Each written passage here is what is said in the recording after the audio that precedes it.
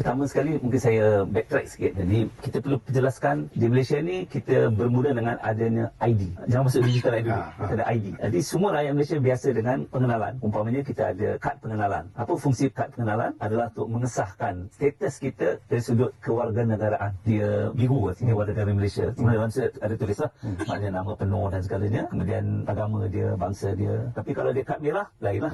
Dan kalau dia pelajar, kad warna lain. Jadi bila kita berurusan ataupun dengan bahasa kasar sikit, kalau kita ditahan dan kita diminta memperkenalkan diri, maka kita keluarkan IC. Begitu juga kalau kita ada driver license, bila kita ditahan dan diminta perkenalkan status kita sebagai seorang pemandu, maka tahulah pemandu yang boleh bawa kereta, pemandu yang boleh bawa lori, pemandu yang boleh bawa motosikal saja ataupun kereta dan motosikal. Jadi kita clear tentang isu ID. Apa fungsi ID? Pengesahan. Jadi saya rasa kalau malam ni, Syekh Syarawi, kalau kita boleh settle, kita tahu bahawa digital ID fungsi dia adalah pengesahan yang secure ataupun selamat dan trusted ataupun boleh dipercayai. Itu the most important lah. Sekarang ni kita masuk dalam dunia digital. Siapa saya dalam dunia digital? Saya dikenali dengan 3 email. Kadang-kadang saya pakai email ni dan saya ada satu je phone number. Dan saya kalau masuk website kerajaan, saya ada beberapa ID dan beberapa password. Dan mungkin Cik Serawi pun ada pengalaman yang sama. Mungkin simpan buku 35 kan, atau ID ke semua kan. Itu ID kita dalam dunia digital. Jadi apa fungsi digital ID?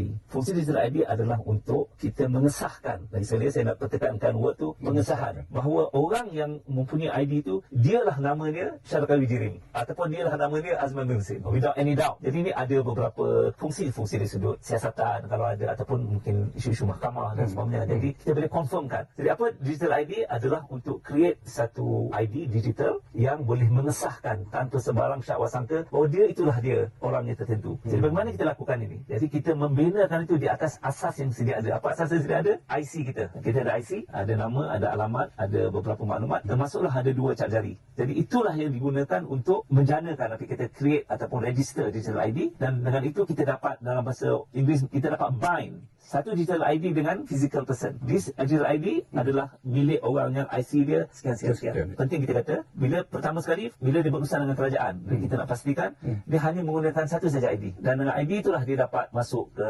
Jabatan Pendidikan, nak bayar income tax, nak check EPF, kemudian kita akan sebut kita nak memulakan subsidi bersasar. Jadi satu saja ID perlu, tak perlu banyak ID, dan ID ini pengesahan yang secure dan juga apa yang kita kata boleh dipercayai.